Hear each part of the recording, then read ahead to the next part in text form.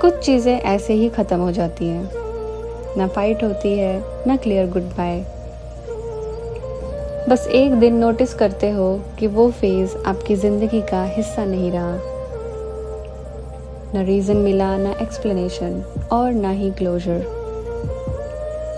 और फिर भी आप आगे बढ़ने की कोशिश करते हो एक अधूरी फीलिंग के साथ। अगर आपने भी कभी बिना प्रॉपर एंडिंग के कुछ खोया है तो ये वीडियो आपके लिए है।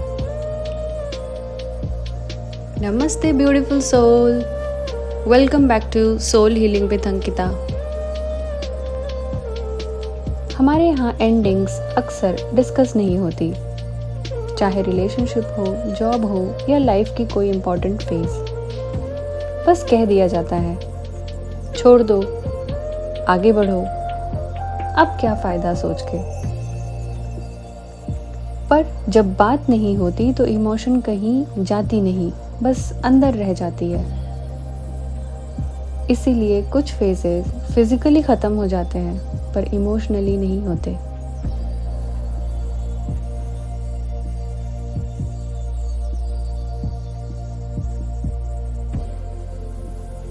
जब हमें क्लोजर नहीं मिलता तो दिमाग गैप्स भरने लगता है through overthinking and self blaming. शायद मेरी गलती थी, शायद मैं ज़्यादा एक्सपेक्ट कर रहा था, शायद अगर मैं अलग बिहेव करता। और ये शायद टाइम के साथ हैवी होता जाता है। प्रॉब्लम ये नहीं कि फेज़ ख़त्म हो गया, प्रॉब्लम ये होती है कि आप समझ नहीं पाए क्यों ख़त्म हुआ। कभी कभी हम क्लोजर इसलिए ढूंढते हैं क्योंकि हम मान नहीं पाते कि कुछ चीज़ें सिर्फ टेम्पररी होती है। भगवद गीता इस बात को बहुत क्लियरली समझाती है। गीता कहती है, जिंदगी के अनुभव ठंड और गर्मी जैसे होते हैं, कभी सुख देते हैं तो कभी दुख, पर वो आते हैं और चले जाते हैं, परमानेंट नहीं होते। इसीलिए हर फेज का मतलब तुरंत समझ आना ज़रूरी नहीं होता। कुछ फेजेस सिर्फ गुजरनी होती हैं।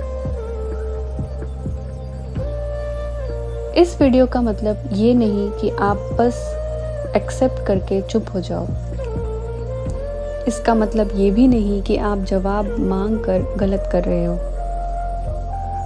इसका मतलब सिर्फ इतना है कि हर फेज का पर्पस उसके एंड के साथ क्लियर नहीं होता। हमारी जिंदगी हर चीज़ का क्यों और कैसे ढूंढने के लिए नहीं बनी है। हमारी जिंदगी चीज़ों को एक्सपीरियंस करने के लिए बनी है।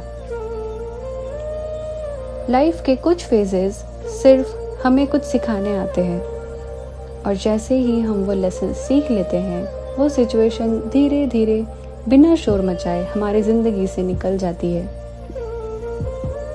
इसलिए कभी कभी क्लोजर का मतलब एक्सप्लेनेशन नहीं होता। क्लोजर का मतलब होता है चीज़ों को जैसा था वैसा मान लेना और आगे बढ़ जाना। और अगर आप किसी फेज़ को अभी भी याद करते हो तो इसका मतलब ये नहीं कि आप अटके हुए हो। इसका सीधा मतलब ये है कि वो फेज़ आपके लिए मीनिंगफुल था, चाहे उसने प्रॉपर गुड बाय ना दिया हो। पर आगे बढ़ने के लिए ये ज़रूरी है कि आप अपने आप को उस फेज़ के इमोशन से धीरे धीरे फ्री कर दो। Thank you so much for watching. नमस्ते।